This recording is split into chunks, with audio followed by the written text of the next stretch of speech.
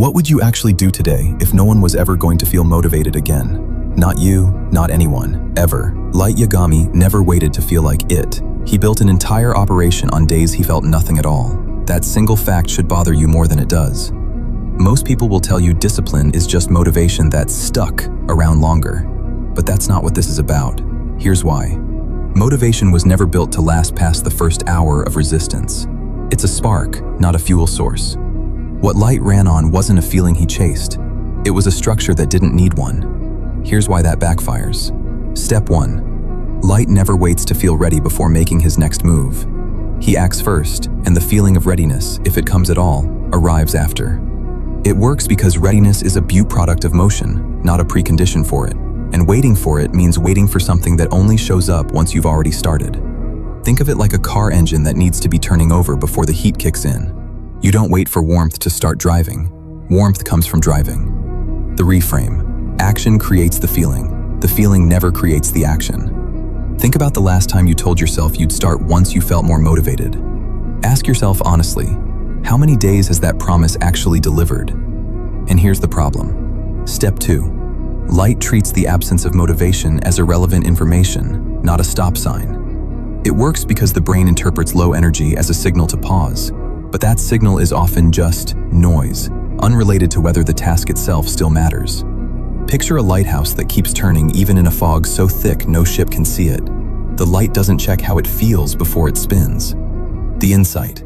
Your output was never supposed to depend on your mood. This is where it changes. Step 3.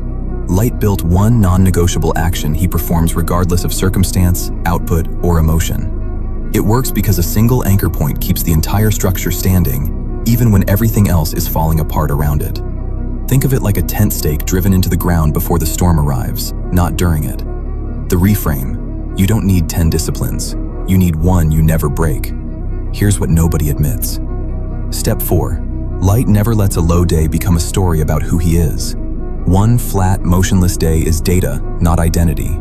It works because the moment you attach a bad day to your character, you've turned a temporary state into a permanent label, and labels are much harder to shake than moods. Picture a single cloud passing over a mountain that was never going anywhere. The mountain doesn't become the cloud. The insight. A bad day is weather. Don't confuse it for climate. And this is the one people skip. Step 5. Light does the smallest version of the task on his worst days. Never the whole thing, but never nothing either.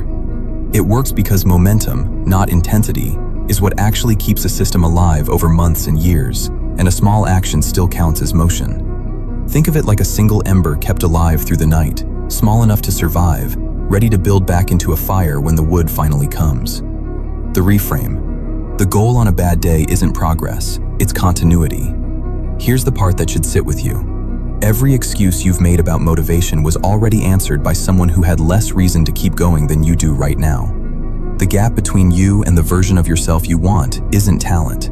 It's the days you waited to feel something before you moved. Comment the word you'd use to describe today. No motivation, no energy, nothing. Then do the smallest version of the one thing you've been avoiding. Not the whole thing, just the ember.